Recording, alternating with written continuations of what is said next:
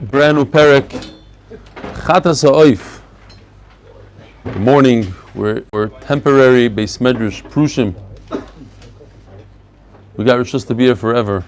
As we're building that building, we could keep a good eye on the construction. Metal's going up today, whole frame.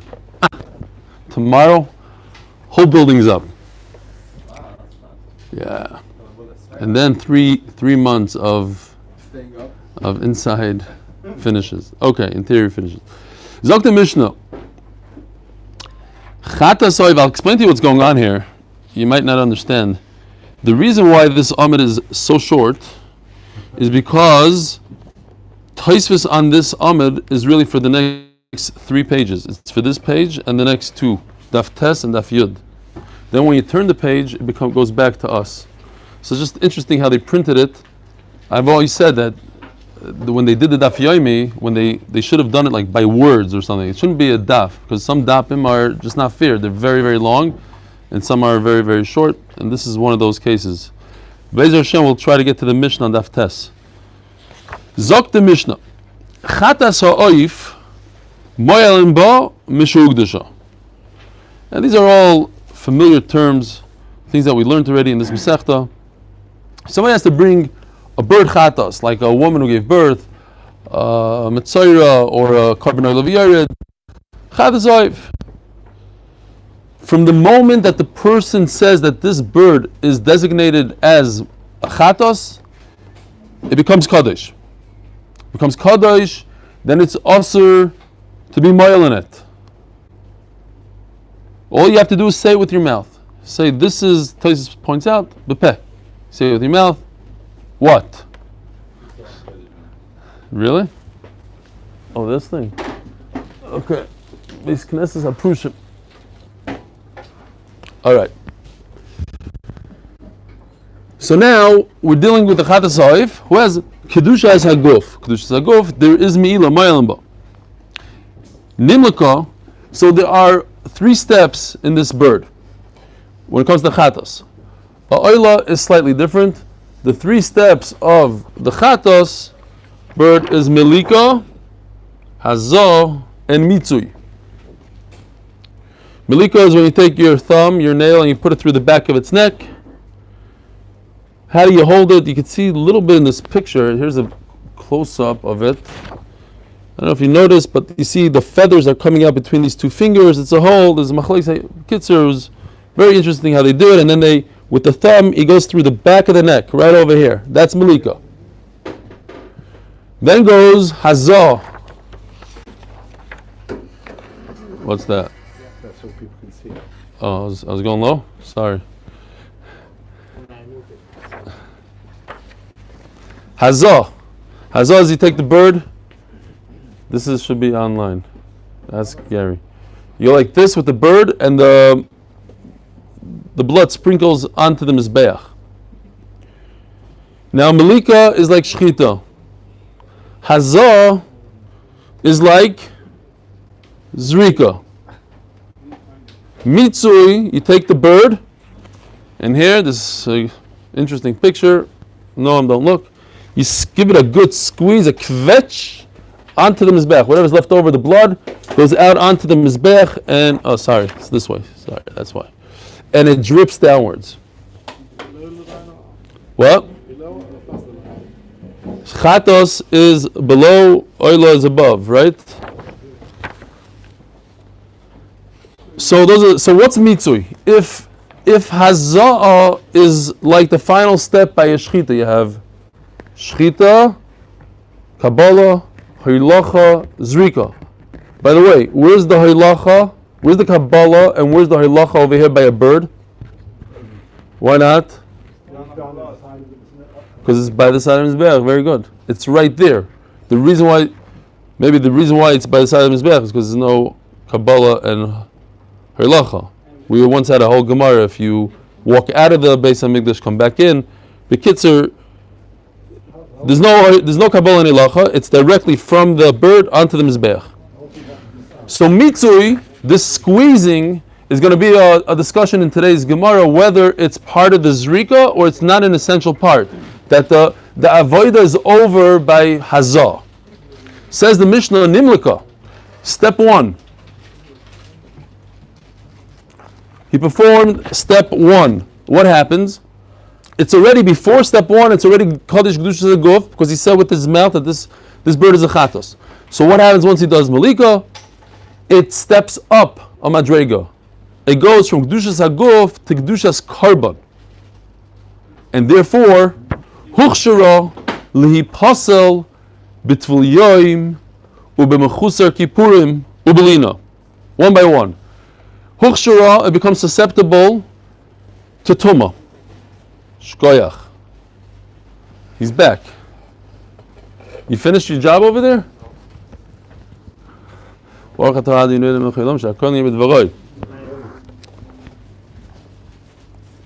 So once you do Melika, now it becomes susceptible to Tumah.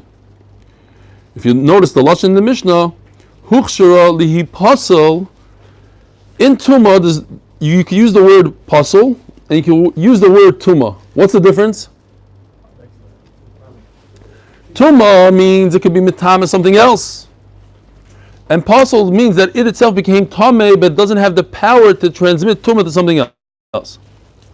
So the Mishnah says that it becomes susceptible to become pasel from a tvul yom. So you have a person who's a tvul yom, a person who is tameh, and he dunked himself in a mikvah, and he's still quasi tameh because it's not shkia yet. So he's a tvul yom.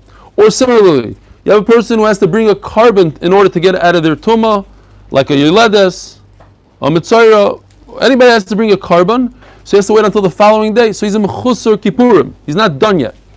So his state of tumah is very, very weak because he already went to the mikvah. That person who touches this bird, because what is this bird? Kachim. That person that touches this bird, and I'm going to show you a little bit more, it'll become clear, the bird becomes tameh. Yeah? The bird becomes tameh. The kachim becomes tameh. Why? Because it's full yoim, who's very weak, touched it. But that only happens from Melika on. Ubelina, you could start from the point of Melika, you could start counting the day. In other words, from that point on, there's Lina. If you leave the meat overnight, comes Lina.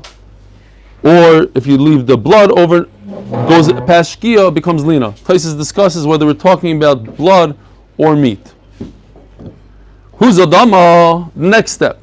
Comes Hazah. They take the bird and they go like this. What is that called? Zrika. So we had up until now, it's not called Zrika, it's called Hazah, but it's similar to Zrika. And we had up until now that once you do Hazah, Chayav Malav, Mishum Pigul, Noiser V'Tameh. The Hazah, just like Zrika, makes this animal susceptible to Pigul, susceptible to Noiser, susceptible to Tumah, that if someone has Tameh and eats it, he's Chayav Kares. What else does Zrika do or Hazah do? It removes the Kedusha. Because from that point on, it's the Kayens. It's interesting to point out that a bird is different than a behema. Because we said until now, talking about a behema, when you do Zrika on a behema, on an animal, so the whole animal goes out of Kedushas Haguf and becomes the Kayens. Besides the Imurim. Bird, there's no Imurim. So the whole entire bird goes from Kedushas Haguf to the Kohen's possession, the moment of Kohanim. Ve'ein ba Meilah, and there's no Isser Meilah anymore. Once you do the Hazah, so already leaves Kachi Hashem, and there's no more Meilah. The last bit of squeezing against the Mizbeach, the rest of that is almost irrelevant. That's what we're going to see today. That's what I said. If it's irrelevant or not is a machlokes. Machlokes how to read the Mishnah, how to read what the halach is. Is it an essential part? Is mitzvah essential or not essential? Gemara is going to bring a pasuk, rayas. That's the sugya today. One of the sugyas. Tani huchshara li pasuk b'tvul yoim u'b'mechusar kippurim u'belina. It says in the Mishnah that this kachim bird, this chatas ha'oif, that had Melika becomes susceptible to become puzzle. Katani Hukshira li puzzle. Li puzzle again means that it doesn't have the power to transmit tumah to something else. It's a weak tumah. It becomes puzzle. It itself, you can't eat this kachim. If a Tful Yom touches it, Ube Mechutza Kippurim touches it, Ube Lina, and then it becomes susceptible to Lina. Li Pasalin, Aval Tamuri Loi, says the Gemara, you're telling me it's very weak. Masnisim Mani, Rabbanon Hi. This anyo, Abba Shol Oimer Tful Yom, Tchila Lekoidesh. This is going to be different than all other days. Over here, Amud Aleph is going to take shorter than Amud Beis. So it goes like this. Rabbi cites Givaldik.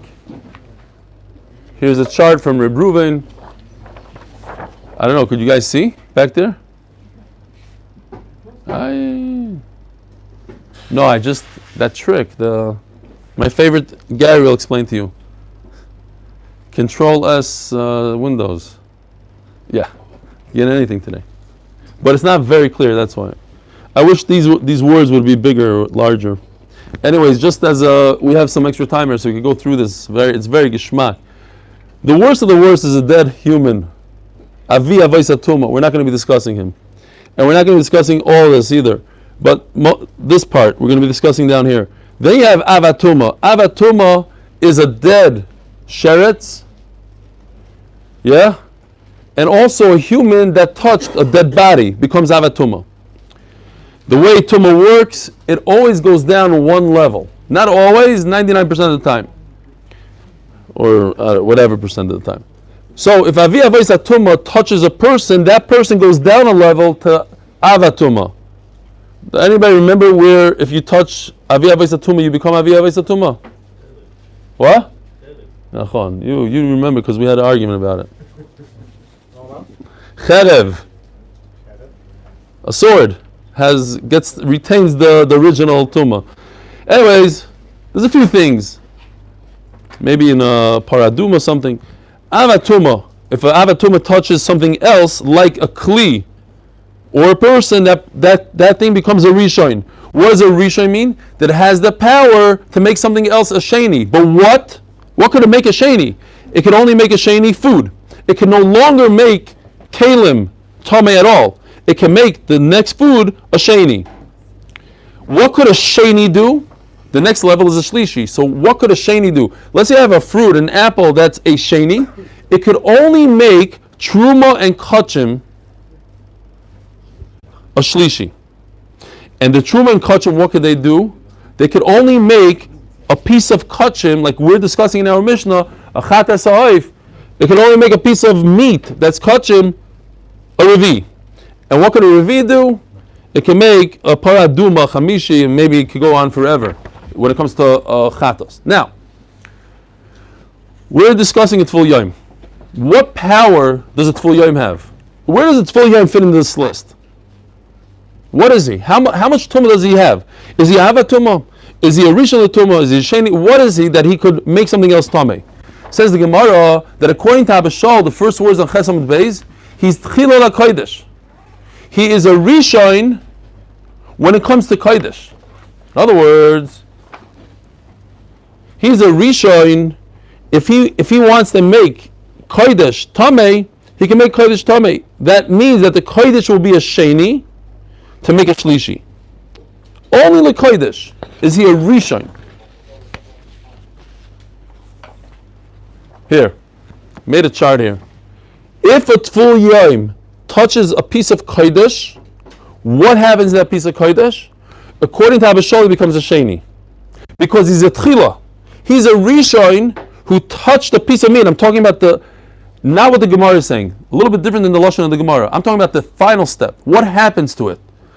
A Tful Yom who touches a piece of Kodesh, a piece of meat, a carbon, what happens to the carbon? According to Abba Shol, it becomes a Sheni. According to Rameir, it becomes a Shlishi. And according to Chachamim, like in our Mishnah, it becomes pasul. What does pasul mean? It itself you can't eat, but it has no power to transmit tumah to any other food or anything else.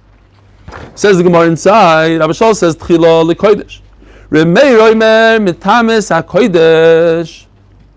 He's considered a sheni, so he can make the kodesh. Very interesting what's going on here.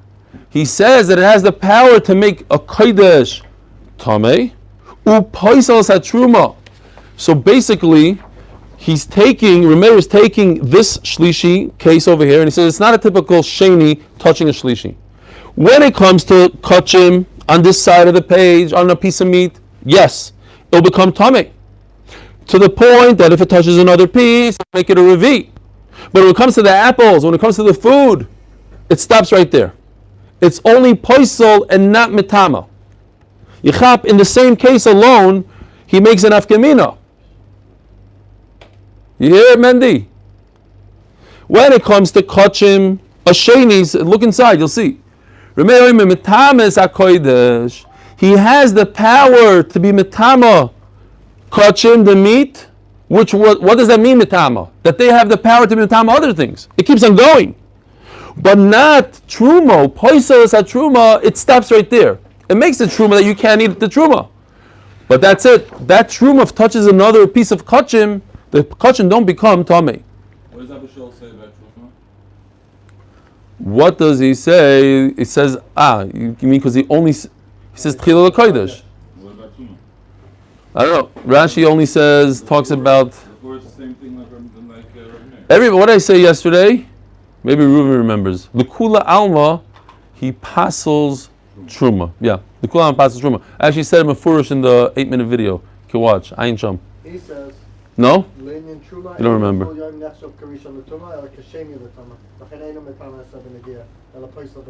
Yeah. So l'kula alma, when it comes to truma. No, it's Rashi, so I was afraid to say. He's learning. By the time we get to Daf Chav Beis, he'll be a mumch in that. All right, fine. Zok the Gemara, the Chacham Maimrim. Keshem shu poisel mashke truma v'achle truma. Since he is only poisel truma, it stops right there by truma.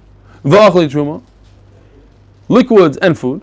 Kachu poisel mashke kodesh v'achle kodesh. This Tful Yom guy only has the power to passel the kodesh. So therefore, the Mishnah seems like Chachamim, although Taisus kind of sticks in there, you could explain the Mishnah according to everybody.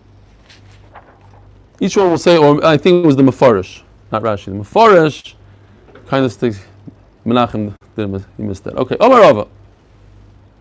The Abishol, Meilah asu b'kachim. In other words, Midaraisa, a Tful Yom, only passes.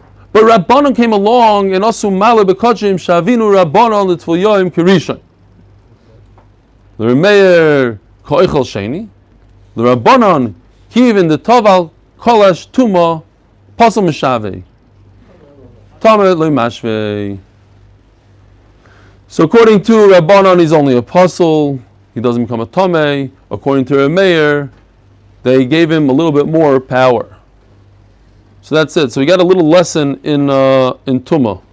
And I keep on forgetting to tell the both of you. Good, you're sitting together. We have to make a special folder for okay, we'll discuss later. For Shas Sugyas. So that we can just go in the Shas Sugyas and find it. I don't know, it's hard to look through Chulin and then Menachas. I actually found mine. What? If you name them right, it makes a difference when you say them. Yeah, but okay. Sometimes you forget what you call it.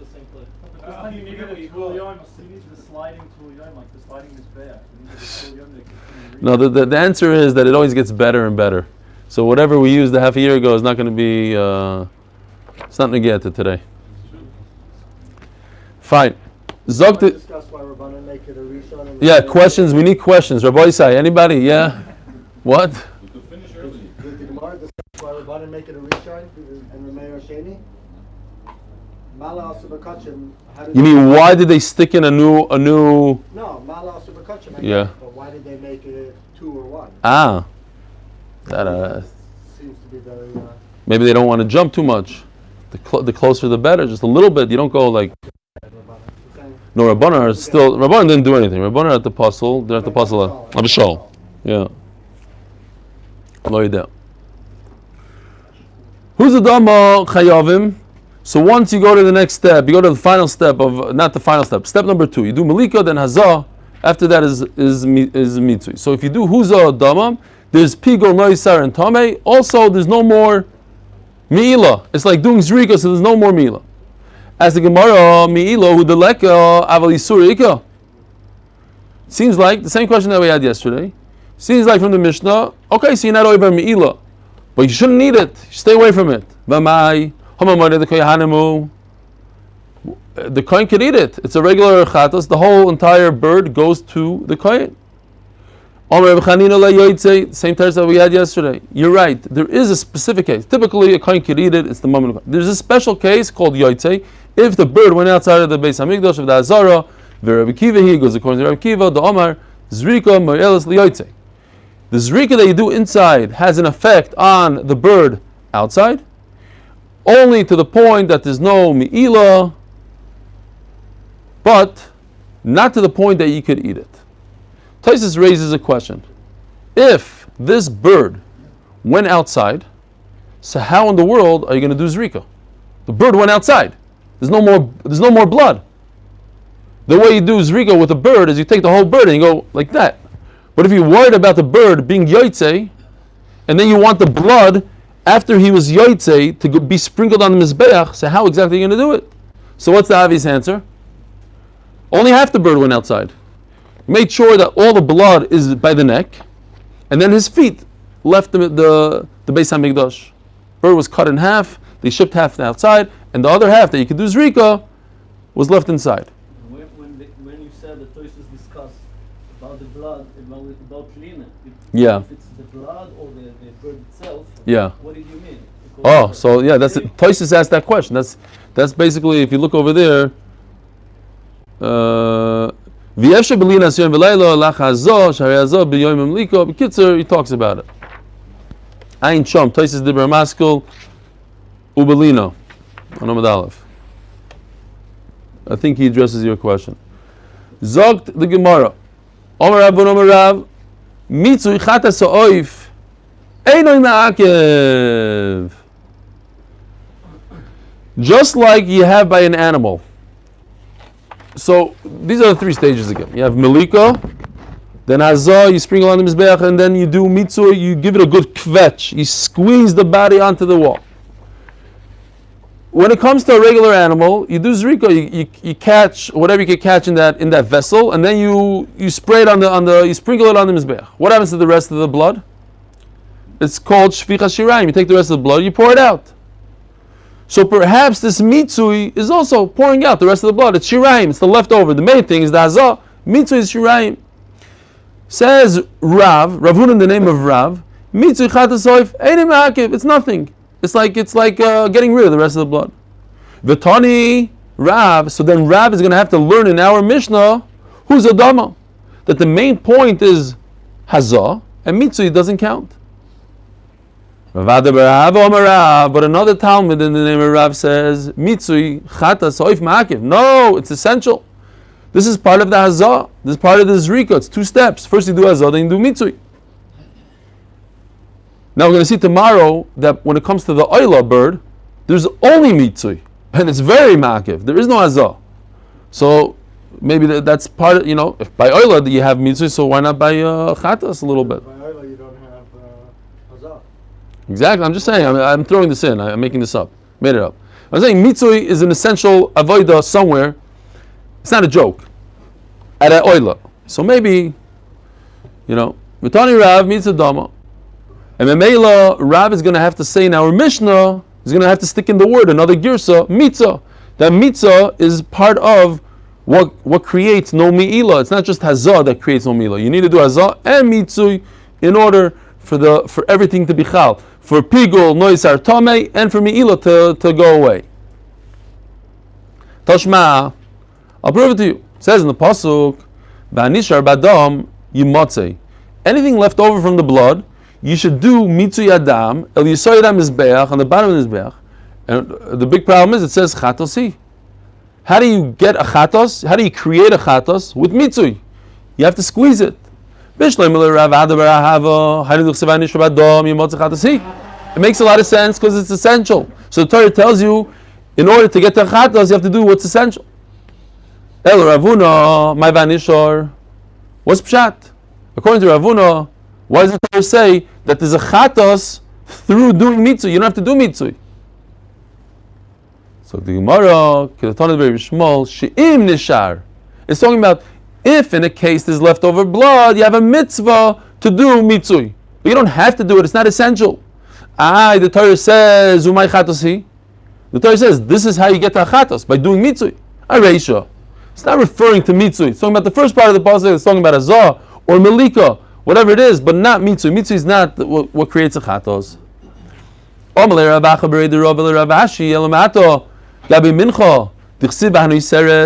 Look, a mincha has the same wording as a chatosoif. What's the difference between hanisheres or haniseres? Whatever's left over, whatever's left over. It's the same word.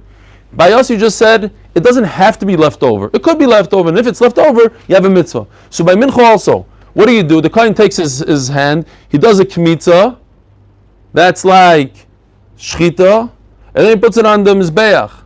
It's like it's aktara, it's like zrika. Whatever's left over is called shirayim. So it seemed like v'hanu seres, whatever's left over from the mincha, the pasuk says goes to Aaron ubanov. He gets to eat it. So according to what you just told me, it means if there's anything left over, no, they get it. If there's nothing left over, it's also good. It's not a chiyuv. Hachinami shimni toisar. Only if it's left over. And if you're going to tell me, yes, you don't have to leave anything over, we all remember from Menachos that if even one little piece, the size of a grain of salt, is missing from the mincha, it's puzzle. So you can't tell me that if it's left over, it has to be left over. The whole thing has to be left over. Whatever the kohen didn't pick up in his kmitza must be left over. Misalta from the flour, mishamlan from the oil, alkala v'nasa, my favorite word, the frankincense. You have to prat shechasra salta v'chasra shamlan v'chasra v'nasa. You can't have anything missing. The whole thing has to be there. The kohen removes. Remember, he removes the oil, he removes the levina, puts it on the mizbeach, and the rest, all the flowers, is. Zog the Gemara, you're right. Typically, when it says vanishar and when it says vaniseres, it means it doesn't have to be left over. Over here by mincha, it's special. Hasam ksiv vaniseres kroyitira. It says yasira. It says an extra pasuk vaniseres. It says it twice. No need for the extra word vaniseres. To be mechadish this chiddush that it has to be left over. But if the Torah only said it once, it would be just like by us. It doesn't have to be left over. Okay, I don't know. Maybe take that out. Yatiriksiv. Masav avodah Shmuel. Shmuel's father asked, Rabbi Oven Rav Huna, Echad chatas oif, ve'echad oila oif. It says both by a chatas bird and by a oila bird. The two types of birds that go on the mizbeach. Shemelokon umitza. That's the key word here. We're talking about mitzui. Shemitza da umitza damum chutz lemkoimon pasol bein bekares chutz zmanim pigul. B'chein I love kares, right? This is the halach of pigul. Chutz lemakom is not as strong. It's not kares. If a person thought about eating it outside of its time, during what? Mitzah. It says mefurish mitzah. You could do pigul by mitzah. What does that tell me? The only way you can be over on pigul is if you do it during one of the essential avodos. You can't do pigul by chveisvas, by shvicha shirayim on the floor. Chveisvas is not a word, Doc. Don't worry about it. Shvicha shirayim. That's not essential. So if it tells us that you could do pigul by mitzvah, that tells me that mitzvah is one of the four avodos. He answers his own question. When the Mishnah says that there's pigul by mitzvah, it's only talking about oila sa'if. That oila sa'if, that's the only avodah by it is mitzvah. But by chatas sa'if, it's by milika. The pigul is by milika, not by mitzvah. Gufa. What? The pigul is by, it says umilika. It says. No. Echad shemalkon. Shemalkon umitza dam chutz lemkoimon. It should be also, but I'm reading here what it says here. Guvadan the Rabbi Shmuel. Shimnisha badam. It says if, right? That was Rabbi Shmuel. We had on the bottom of Daf Chesam Beis. The answer was, if there's leftover blood, the Torah tells us v'hanishar. Says Rabbi Shmuel, no, it doesn't mean you have to have leftover. If you have leftover blood, what should you do with it? Do mitzui. She'im nishav adam, you should be mimatzah. It's not a chiyuv.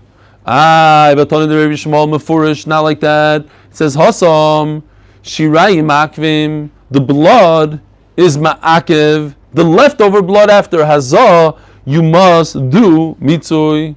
We're talking about mitzui.